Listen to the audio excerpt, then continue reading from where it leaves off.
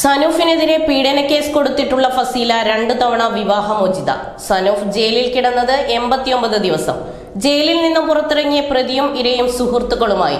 പീഡനക്കേസിലെ പകിയാണോ എരഞ്ഞിപ്പാലത്തെ ലോഡ്ജിനുള്ളിൽ കൊലയായി മാറിയത്? കോഴിക്കോട് എരഞ്ഞിപ്പാലത്തെ ലോഡ്ജിനുള്ളിൽ മലപ്പുറം സ്വദേശിനിയുടെ മൃതദേഹം കണ്ടെത്തിയ സംഭവത്തിലെ പ്രതി അബ്ദുൾ സനൂഫ് കേരളം വിട്ടതായി സംശയം. ഇതിന് സനൂഫ് ഉപയോഗിച്ചത് വാടകയ്ക്കെടുത്ത കാറാണെന്ന് പോലീസ് കണ്ടെത്തി. ഈ കാറിലായിരുന്നു കൊല്ലപ്പെട്ട യുവതിയുമായി പ്രതി ലോഡ്ജിൽ എത്തിയതും പിന്നീട് ഇവിടെ നിന്ന് മുങ്ങിയതും. മലപ്പുറം വെട്ടത്തൂർ പട്ടിക്കാട് സ്വദേശി ഫസീലയെ കഴിഞ്ഞ ദിവസമാണ് ലോഡ്ജിലെ മുറിയിൽ മരിച്ച നിലയിൽ കണ്ടെത്തിയത്. കോഴിക്കോട് മെഡിക്കൽ കോളേജ് ആശുപത്രിയിൽ നടത്തിയ പോസ്റ്റ്മോർട്ടത്തിലാണ് കൊലപാതകമാണെന്ന് വ്യക്തമായത്. ഫസീലയെ ശ്വാസം മുട്ടിച്ചാണ് കൊലപ്പെടുത്തിയിട്ടുള്ളത്.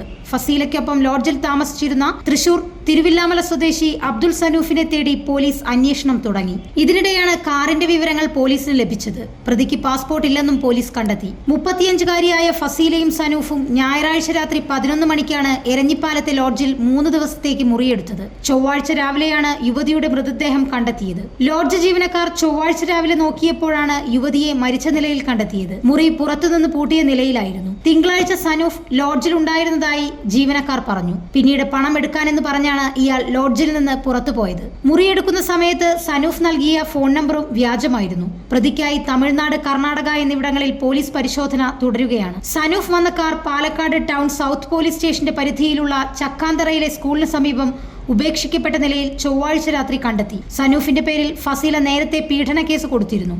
ഇതിന്റെ വൈരാഗ്യമാകാം കൊലപാതകത്തിന് കാരണമെന്നാണ് സംശയം. 2 തവണ വിവാഹമോചിതയായ ആളാണ് ഫസീല. വിവാഹമോചന കേസ് നടക്കുന്നതിനിടയിലാണ് സനൂഫിനെ പരിചയപ്പെടുന്നത്.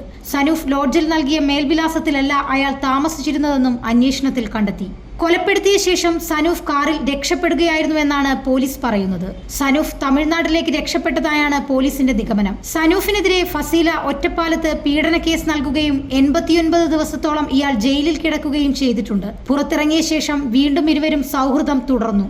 ഞായറാഴ്ച ഇരുവരും കോഴിക്കോടെത്തി മുറിയെടുത്തു. 1 ദിവസത്തേക്കായിരുന്നു മുറിയെടുത്തത്. എന്നാൽ തിങ്കളാഴ്ചയും ഇവർ ഇവിടെ താമസിച്ചു.